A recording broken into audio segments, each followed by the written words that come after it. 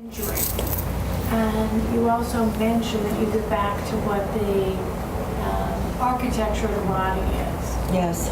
And yet there are injuries and impacts of a life lived that disrupt the initial architecture. What does BMC do with that? We do a lot with that, actually. We spend a lot of time getting back to the natural architecture, so what was confusing the system starts to drop. It starts to stop dictating. So you get back, you get more, and your body starts to feel itself. That natural architecture begins to feel itself.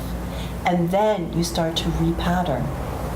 Or new information is introduced, and the nervous system stops repeating the pattern. The nervous system is an incredible recording device, and it'll keep doing the pattern until you introduce something different to it. And now it has two different ways to go. And it'll start to make a choice toward the new information. So, am I answering your question? So we experience this a lot in the program. How to get back, what is natural state? How do we get there? How do we go there again and again? And you start to feel, rather than us tell you, you begin to feel the results of that. Oh, isn't that interesting? My bones are kind of dropping their own weight. I feel comfortable on the earth now. I really understand how to rebound out of the earth. I know how to kind of, wow, things are shifting because other systems aren't laying over the architecture and taking it over. Okay? Amy, you might want to say something. I don't know if we've sort of, I can see you wrapping, your mind's wrapping around it, so. There's mechanics, movement. There's also anatomy that is not intact. Well, I think this might not satisfy your question, but I want to argue with that. Okay. I want to argue with there's anatomy and there's mechanics, because I think that premise is a little problematic. And I mean, I know what you mean, and we have this field of study we call anatomy. And we have this body of knowledge where we have named the parts of the body. There's a way that that by I don't want to turn this into a whole tear down of anatomy because it's my livelihood also, but and there's value to it, but there's something in, and I don't know you at all, so I'm going to say what I'm hearing, and I'm not really saying this about you, but there's something I hear about in that there's anatomy as if there is a perfect anatomy. And I would even have a little quibble with natural state. If by natural state we mean there's some perfect state to get to that we are not yet at, or we were at and we left and we need to get back there. In the sense that in any given moment, we have the capacity to find balance. Now, sometimes there's physical sensation that goes with that we would call pain. And there are states that we don't want to stay in for long. And there are movement patterns that lead us, and I think the pattern part of this that lead us back into that state where when I do this, my knee hurts. I think it is not nearly as often as we think it is in the shape of the bones that the problem is, for example. That it's not, I'm just going to repeat myself, it's not in the thing that the problem is. Now, that's not always true. There are conditions where there's like a hole in the heart, or there's a bone that isn't there. Like there's certainly those conditions that are happening, that arise. But there's a huge amount of the issues that I see people having where they're not comfortable in their body, that are about how they are in their body, not about what the shape of the bone is. And that if we stay too oriented to the idea that there is a right way and we're not there yet, I think we're missing out on some opportunities to look at the effectiveness of things like remembering embryology, or comprehending the movement of the fluids in our body, or getting an understanding of the relationship between like blood and muscles that might change our whole experience. So I don't actually think it can be reduced to mechanics and structure in this way, because that's in a way exactly what we're missing. Yeah. That all these other things are part of the process, and that in a way we can't get at them in a. Yeah, that's a different road to go down. That's really not what your question was about. So. For a long time, anatomy was taught as this mechanical, like you're just looking at the pieces and the pieces come in, and what's missing from that is the embryological. We can't think like that when we're in embryological or working with developmental movement. When we're looking at the neurological pathways that are formed through movement at different stages, you can't think like that anymore. You can't think mechanical. It doesn't hold together. It's another form of fragmentation, actually, I would say. Mm-hmm. And there's a lot of it out there in the yoga world too. And it's making people hard in their nervous systems, hard in their muscles, and it's not integrated. My personal point of view. Mm-hmm. Yeah. Is there another question in the room? Yes, please. That's you. I have so many questions, but I'm going to try and... one is just like sort of like a dumb basic question, which is about how... Is this the same as the embodied yoga anatomy training, or is this like a new thing that's called found? I'm trying to understand the structure of this and what's happening here. But maybe even before we jump into that, I also... Like, I love yoga. Yoga has saved my life at different times in my life. I also love BMC, and I have had interweavings of those things, and I have had exposure to the BMC stuff like that's not like tied in to yoga. So, and I have ideas about how this might be answered, but I'm kind of curious to hear you say, like, what is the value of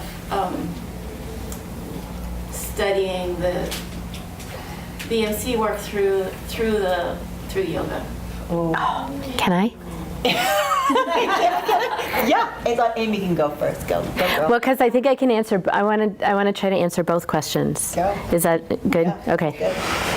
So, Embodied Anatomy and Yoga is this is the program formerly known as Embodied Anatomy. The Embodied Anatomy and Yoga program and Embodied Developmental Movement and Yoga program no longer exists. This foundations in Embodied Anatomy and Yoga, and that the other wing of this, which will happen at some point, which is the foundations in Embodied Developmental Movement and Yoga, is a reorientation towards really the idea of focusing on yoga as an application of BMC. So one of the things that happened in the previous version of the program is that I don't think this was everybody's experience in it, but the focus on yoga got a little diminished because we were teaching BMC. We were teaching a lot of BMC, and in the programs I was involved in, a lot of people came because they wanted BMC, but they didn't care about yoga. And I mean, I had some amazing experiences of teaching where people would come in and they'd say, I hate yoga, but I'm going to do this because I want the BMC.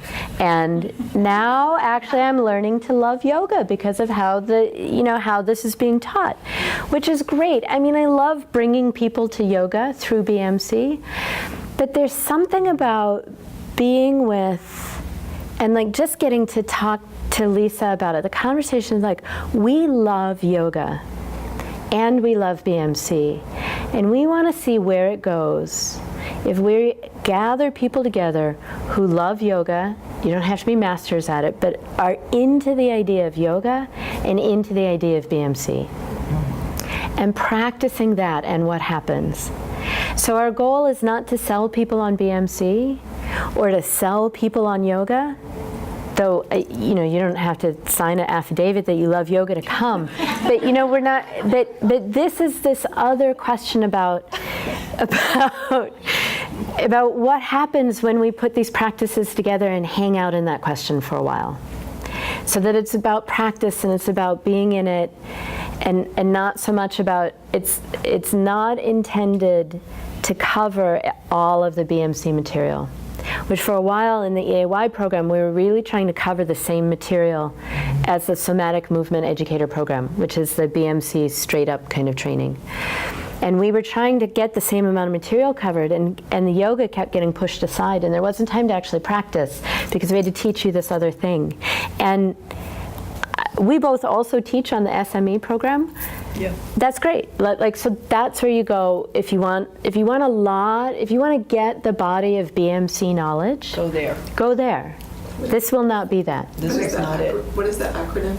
Somatic Movement Educator. Oh, okay. Educator. Mm-hmm. And it's the first step to then becoming a BMC practitioner, to then becoming. Mm-hmm. So this is. So this is meant to be kind of exactly what that question is, like, why do them together? I don't know. But let's see what happens. As something happens for me putting them together. The BMC made my yoga practice different, and my yoga practice made my BMC different. So what happens if we say this is important? Let's spend time in this. And I think it's changed the way I teach. It's changed the way I am in a relationship. Blah blah blah blah blah blah. It's if I just add on to what Amy said, also something I think is quite wonderful about this new program, this Immersion series. It pulls together all the best parts of BMC as applicable to yoga, and it's extremely contextualized. And when you do the straight out somatic movement education, it's not contextualized to the depth that this is. And this is contextualized for the yoga world. And also, I feel that it has a place in the yoga world. I feel like the yoga world really needs it, actually. Yeah. So, have we answered your question, I hope? It's like the beginning, yeah. Okay. Feel free to talk. Feel free to ask us these questions this weekend if you're coming to the workshop too. Yeah, I did actually just think of one more difference, which is that one of the things we're doing in this immersion series is in each 6-day immersion we're doing more than one body system together. So one of the things in the somatic movement educator training is skeletal system, organs are organs, nervous system is muscles are muscles. And these modules, and while what we're doing this weekend is teaching kind of system. What we'll do in the actual 6-day immersions is blend a few systems together, which isn't happening anywhere else right now until you get all the way to the practitioner program. So. Yep. Yeah. And I think you had a question next to her. Yeah. I did, and I flew out your head, or? well, I just feel like maybe her and I came together, actually, kind of, sort of. She invited me to come. Thank you. And so my question is the opposite of her question, because to me, I mean, and I know nothing. Literally, she invited me Thursday. I'm a yoga teacher, but to me, when I was reading about what this was about, I don't know what the difference is. To me, yoga is a mind-body centering. Yes. So to me, I'm interested to see what the differences are, because to me they are. Yeah. And how to develop more understanding of, more information or more integration or more ways of accessing it, of understanding when we look at a body, we're not just looking at muscles and joints. We're looking at, how is the nervous system in this asana? What is it doing? And organs, etc. Yeah, And more body-mind integration, definitely. And I think that, I agree. I mean, I think that yoga is all of the body systems, but the language we have right now that's being used around yoga is not encompassing all of them. No. So it might be that this will not be new experiences for you. Because, I mean, there's certainly things I learned in BMC that I'm like, oh, I was already doing that, or I know that experience, but I didn't have a name for it. So if you're interested in being in that kind of question, like, oh, here's what we might call that experience, then that might be interesting also. But it might actually not be different at all. You know what? In every time we teach a workshop here, we actually have 1 or 2 classes that we planned on cueing, language, new ways of framing what we're doing to make it applicable. You can leave the workshop and you have a set of tools to begin to start to integrate and play with. Very important, because I agree with Amy, because the language out there is not creating cohesive wholeness. It's not. So we do a lot of relanguaging. Another question, please. So did body-mind centering originate with yoga? Or is that something? No, it wasn't original, and it's the work of Bonnie Bainbridge Cohen. Perhaps you met when Bonnie came here. She gave the work its name, and it didn't originate with yoga. It was just a real incredible study of movement. Her background is, her family, she grew up in the circus, and then she was a dancer and an occupational therapist, and so her movement practice came out of those experiences. So she did study yoga at various points in her life, but it's body-mind centering as a body of work is more well known in the dance world, And also the therapy world. and yeah. So just in terms of the actual development of it, the yoga aspect of it Came later. Much later. Thank you. Yeah. You're welcome. Yeah, that's helpful for my question too, because I think I've just had like zero knowledge of what BNC is. Sure. So for me, just reading the words, that's what I was thinking.